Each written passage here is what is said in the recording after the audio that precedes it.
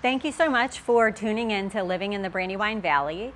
I'm your host, Shannon Diiorio, and today I'm talking about as-is purchases or as-is sales. So what does it mean when someone says as-is?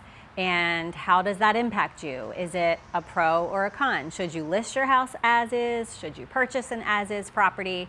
So we'll get into some of the details of that. So first, what is an as-is sale? That means something different to everyone. And when you really think about it, an as-is sale, every house is sold as is, right? Subject to whatever contingencies you put in place or any agreements that you make between buyer and seller. Otherwise, it's as is. It doesn't necessarily need to be said. So when someone says, I'm selling my property as is, usually they tend to mean that they don't want to make any repairs. But does it mean you can do your inspections and then either just back out or move forward and not negotiate anything? Or does it mean you can't do inspections at all? Does it mean you can do an inspection for your own information, but can't use it to back out or can't use it to negotiate anything? Or does it mean that the seller doesn't want to disclose certain things about the property? So everyone has a different idea as to what as is actually means in terms of real estate.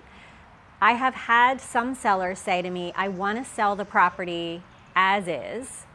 And when I dig a little deeper to find out why, they say it's because either there's certain things they don't want to disclose that they realize they should disclose, but they don't want to. So they say, well, I'll just sell it as is. Or they have said they are worried about getting sued later. So if they just say that it's as is, then that eliminates the risk of getting sued. And those are fallacies. So that is false. In both Pennsylvania and Delaware, you have to disclose defects. There's a couple of exceptions, and that's if it's an estate or a bank-owned property, but even in those cases, they still have to disclose defects. They might not have to complete a formal disclosure, but if they know of any defects, they have to disclose them. So in both states, there's no way around having to disclose known defects. There's also no way to fully protect yourself from getting sued, unfortunately. The best chance you can give yourself is to fully disclose everything and to be as honest as possible. Be 100% honest. And then you're at least reducing your risk of getting sued, right? But anyone can sue anyone for any reason. We can't say as is and it eliminates the law, the seller's disclosure law. So those reasons are really off the table. So the only reasons that would be left is to say, I don't want to do any repairs. So maybe I want to list my property as is for that purpose. And that's typically what buyers think, right? When they're looking at properties and they see that as is language, they think, oh, there's probably something wrong with the property and the seller doesn't want to fix it. I was curious to look up on average how much under asking price or how much below value does a property sell when it's listed in as-is condition.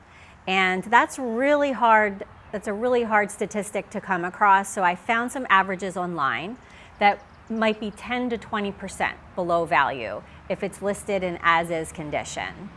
And what's the reason for that? The reason for that is because buyers think that a seller is selling the property in as-is condition either because it has problems that they don't want to fix, or that they don't know, they don't have a lot of information about the condition of the property, so they're worried that there might be a lot of problems that they don't want to fix. So it could scare buyers away. So the first thing it does when you list your property as a seller in as-is condition is it reduces your buyer pool, because buyers are afraid of the unknown. They're afraid there's something wrong with the property. So right off the bat, that could reduce your value if you've got less buyers that are potentially interested in purchasing it. Another potential downside for sellers listing in as-is condition, in addition to reducing your buyer pool right off the bat, is that the buyers that are still interested, they're going to want to account for that in their offer price. So chances are you're going to sell it for even a lot less than you're asking for. So you might already, in your mind, you might be accounting for that as is condition in your asking price, but the buyer is going to immediately want to deduct additional money off of that to account for that as is condition.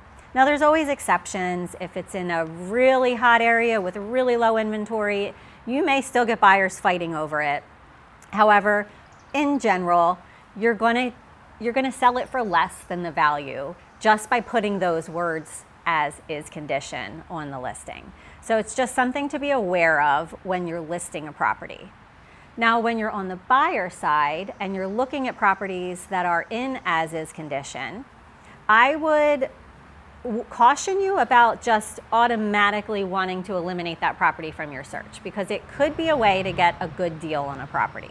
So don't automatically eliminate it. Instead, there are some questions that you should ask, and make sure that everything is made really clear, and then make sure that everything is in the contract and stipulated exactly the way that you're understanding how it's going to work moving forward. So what are some of those questions that you might want to ask? So when you're a buyer purchasing an as-is property, some of the questions that you might want to ask up front would be, number one, is there a seller's disclosure completed?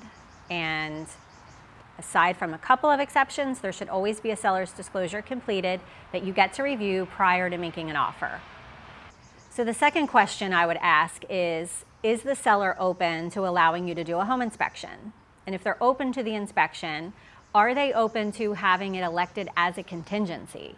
And what that means is, once you do the home inspection, are you going to be able to negotiate something? Are you, whether it's a credit, a reduction in sale price, or repairs? And or are you going to be able to terminate the contract if you're dissatisfied with the outcome of the inspection report? So I've seen a lot of agents add their own language into the contract that says inspections are for informational purposes only. And that has different meanings to different people. So that's kind of vague and dangerous language to put in there. So you want to be really clear, what does that mean? If you do a home inspection and you are dissatisfied with the report, what are going to be your options at that point? So just to kind of recap, we want to know, is there a disclosure? Was it filled out completely? Will they allow a home inspection? Another important question is there a use and occupancy inspection required in that particular township or municipality? And if there is the seller going to take care of that portion, or are you going to need to take care of that portion as the buyer? Because that could be another huge expense that you want to make sure that you're prepared for that moving forward. So these are all questions that when I'm on the buyer agent side, I'm asking the listing agent all of these questions before submitting an offer and making sure that we're on the same page and have the same understanding.